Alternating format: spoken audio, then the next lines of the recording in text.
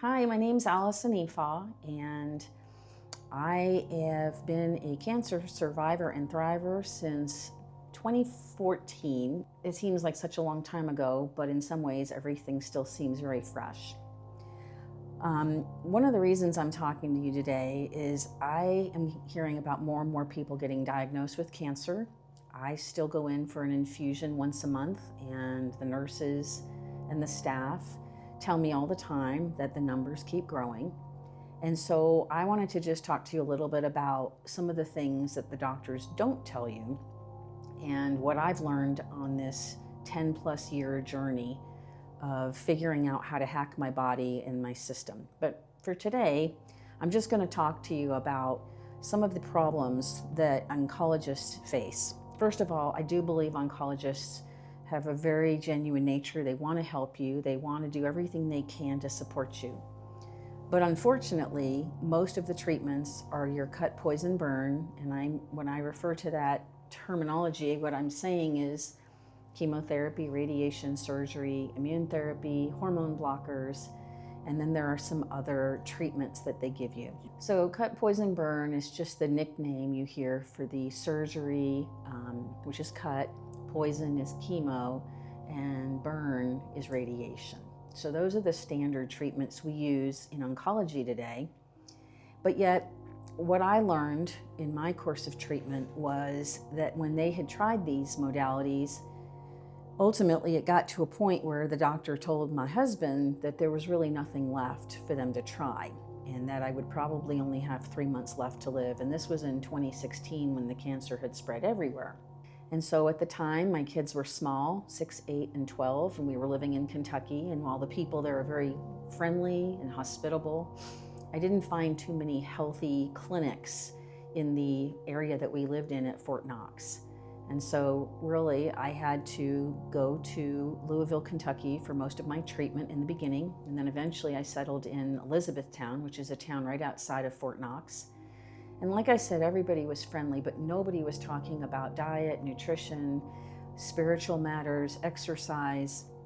Even though I went to church each week, it just seemed like everything on that level was put on the shelf because I was in fight or flight mode. And the fear was very real. And I really didn't know what else to do. And at the time, my father was going through some cancer, so we really had to rely on our Kentucky friends and neighbors living on Fort Knox for a lot of support. And I'm eternally grateful for everything that they helped me with. But what I learned was that oncologists follow what's called the NCCN guidelines, and that is the National Cancer Comprehensive Network guidelines.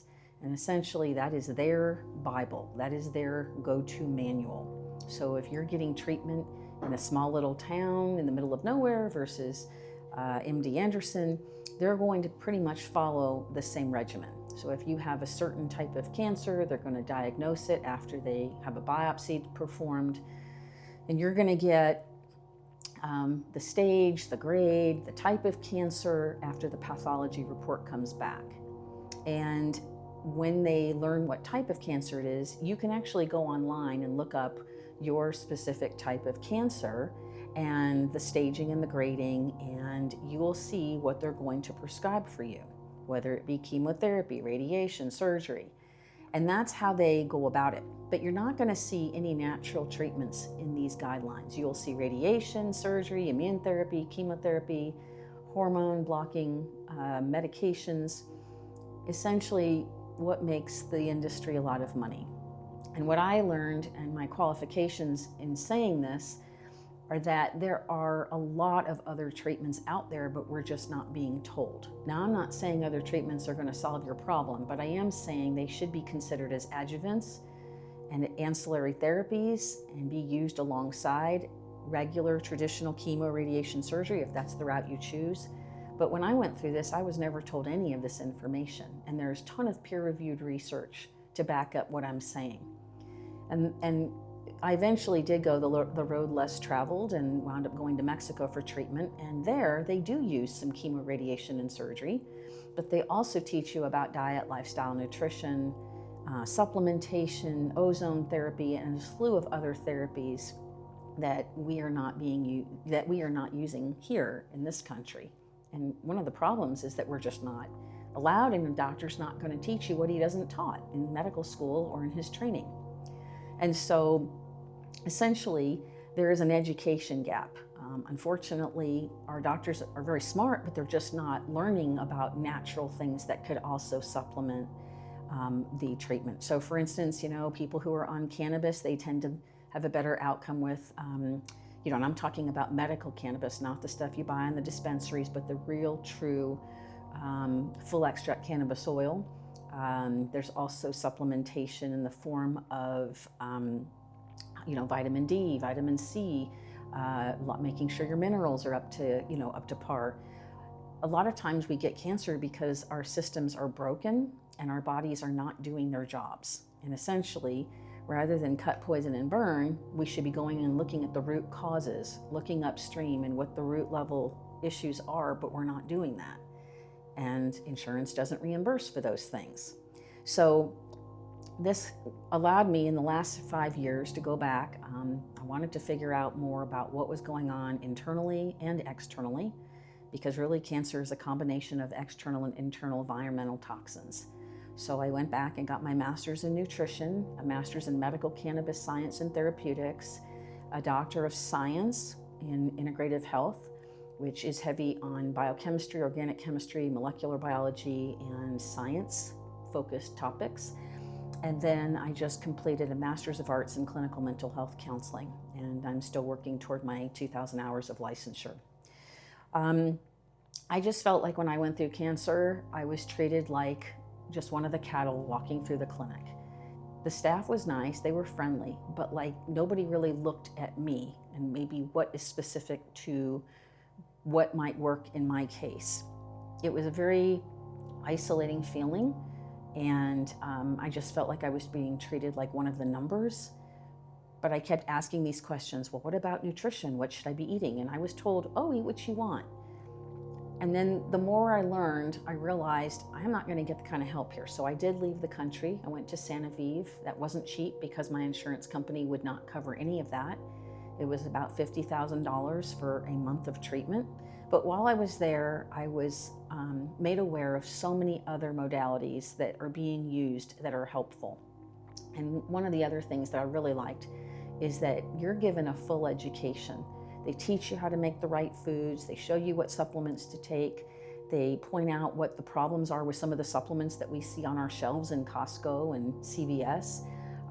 So I was really indoctrinated into a whole new world of nutrition and health and doing things to hack my biochemistry to make me able to fight off the cancer. And by the way, everybody has cancer cells, but when you have a system malfunction, a liver that doesn't detoxify properly, everything just starts to fade and fall apart.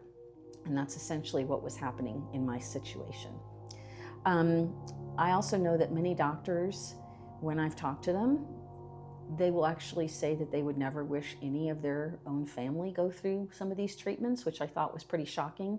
I actually listened to a really good health coach named Chris Wark. He has a whole series on health coaching called Chris Beat Cancer, and they actually talked about this. There was a study done where many doctors said that they wouldn't even want to go through these treatments. Well, I've been through them. I've been through chemotherapy, been through radiation.